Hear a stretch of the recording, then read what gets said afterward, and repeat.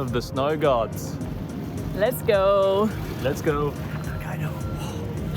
So we just touched down in Hokkaido and it is the biggest power day I have ever seen.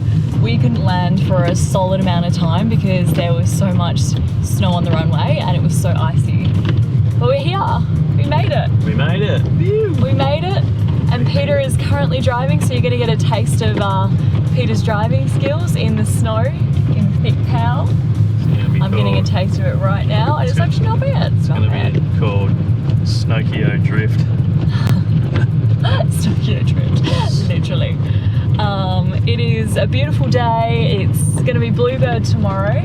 Bluebird, apparently that's on the forecast. Bluebird in Niseko after some solid overnight snow, so we should be all on for some fresh powder.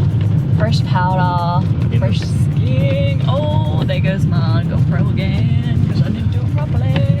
Every time I never do it properly. Anyway, let's go. It took us about 2 hours to get to our accommodation in Niseko from New Chitose Airport, and I was in awe during the entire drive, watching the fluffy snow gather on the windscreen and slide down the car, forming deep pillows along the side of the road. And just up here on your left is what happens when you don't take these thick snowy roads carefully. We stayed in this beautiful, quaint accommodation that was close to all of the great skiing spots: Grand Harafu, Niseko Annapuri, and all the other ski resorts, and we had a great view of Mount Yoti. Kitchen. Oh, we can make a little fire here. Oh, baby, look at that balcony. Flash bar, balcony. Let's have a look. It's covered. Oh, it's covered in snow. There's even snow in the seat. Oh my gosh. Beautiful.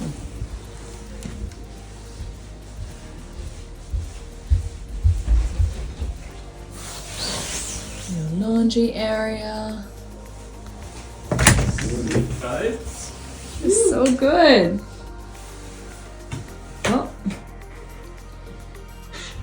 Cool. We were so busy having fun in Hokkaido, we didn't actually take a lot of footage. So here's a wrap up of what we did in the entire week. So here we are out the front of Lake Shikotsu, wrapping up our week in Niseko, which has been absolutely glorious. Do you want to tell us about what you've been up to? It has been a lot of fun. Well, I've been shredding essentially the whole time, and Cam over here has been Also shredding. also shredding, maybe slowly just kicking off the trainer wheels on the skis. Getting used to the snow again. I think we put her on some big powder boat skis to begin with, and they were a bit too gnarly. So we went back to the shop the next night. Luckily, a friend of mine in Niseko got us a nice, gave us a nice deal and let us have some rental gear for free. So Cam got some skis all sorted out, which was awesome. Absolutely amazing. And then we went back the next night because the powder boats were a bit too much for the trainer wheels. Yeah, we swapped them out for something a little bit more appropriate, and then it was happy days. Happy days, yeah. So been up a few mountains, been to a few onsens, Yeah. lots of delicious ramen, all the fun stuff. All the fun stuff, yeah. So we did the first 3 days in Niseko, and then we did 1 day at, I don't know, you did 4 days at Niseko. Harafu. You did 4 days at Niseko, at Harafu. First 3 days, I was kind of zipping all over the mountain. I did the village, Harafu and Hanazono. I didn't get over to Annapuri, but we did all those areas, or I did all those areas. And then the 4th day, I went backcountry ski touring off the back of Rizutsu with some friends up here, so that was cool. Got a split board, put a bit of footage in that one for you. Oh, this is what it is all about.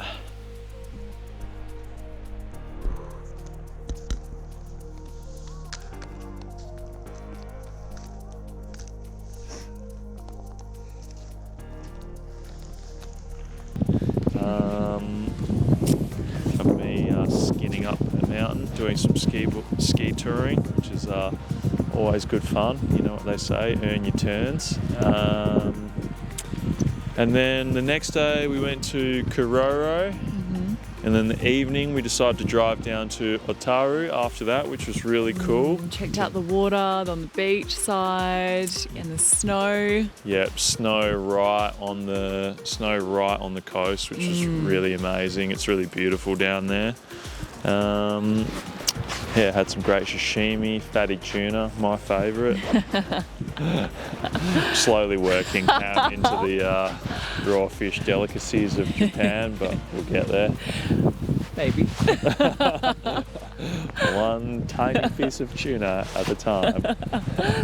Yeah, and other than that, just enjoying the snow, cruising around town, and making the most of what it is to be in this magical winter wonderland. Yeah, so what's been your absolute top highlight, top pick for Niseko? Oh, top pick for Niseko. Other than shredding the power like an absolute lord. I shredded like a lord, but other than that, I actually really enjoyed the onsen. I was a little bit shy initially about getting into the Japanese onsen and doing it the traditional way, but I actually really loved it in the end. It was great. Yeah. What was your highlight? Yeah, I do like getting my Johnson out in the onsen. It's always good fun. Yeah. It's a very traditional Japanese experience. Try and find an onsen where there isn't heaps of Westerners though. They tend to be loud and a little bit obnoxious, if I'm honest. It's hard to kind of relax in that environment. Yeah, it's very hard to unwind and just enjoy the peace and serenity, which is what an onsen is essentially.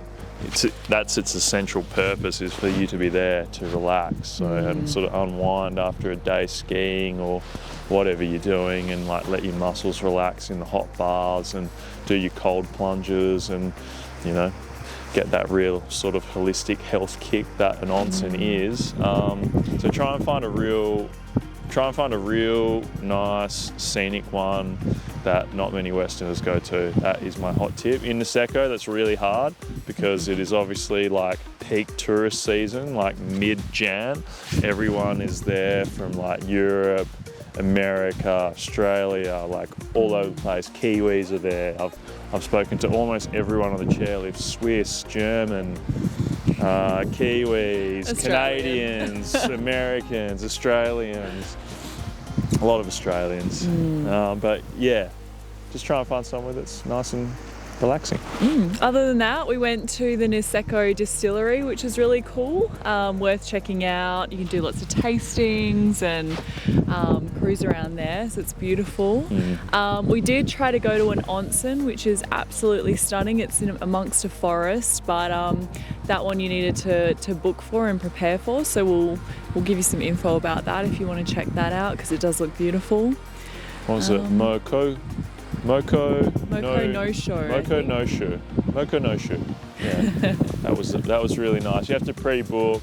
If you're not staying there, you have to do the dinner and onsen double thing, which is probably the ultimate pleasure, I reckon. The ultimate pleasure. The ultimate pleasure for 110,000 yen. So, so it's about $100, 110 bucks.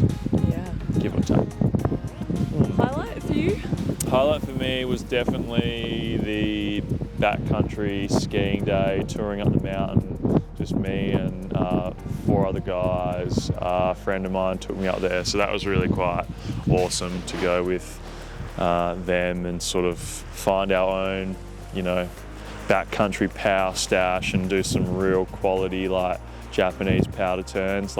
If you're a snowboarder or a skier and you like it steep and deep, it's a bit hard to find the steep part in Hokkaido, but if you're prepared to stretch the legs and ski tour or split board, it's definitely worth doing, and you'll find that is your highlight of your trip, regardless of if you're here for a week or for a month.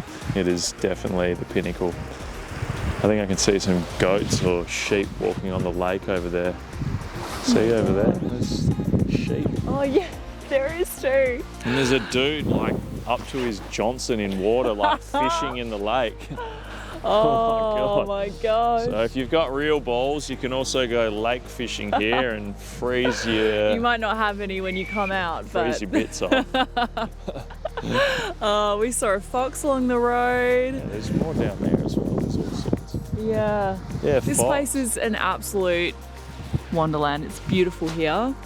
Highly recommend. I think actually a highlight for me has just been like experiencing the thickness of the snow. I have never seen powder this thick, so fluffy, so deep, so light. When you're standing in the chairlift line to get on the mountain, it just falls on you and sits on you, and there's just snowflakes everywhere, and they're dry and fluffy and beautiful, and that's really been a number one highlight for me. It's funny how you can go all over the world and ski New Zealand, Canada, Europe and Canada and never have snow like you do here in Hokkaido. Yeah. And like, you know, look, you can see We're literally in a thick snow mound here. like that is like knee deep powder right there, and we're just on the side of the road essentially next to this lake. Yeah. And it's just craziness.